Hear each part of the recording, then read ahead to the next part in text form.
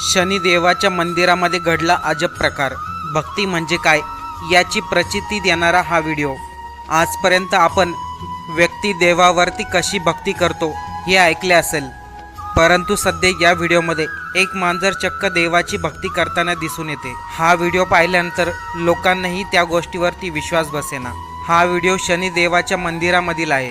व्हिडिओमध्ये आपल्याला स्पष्टपणे दिसत आहे चक्क एक मांजर शनिदेवाला प्रदक्षिणा घालताना दिसत आहे.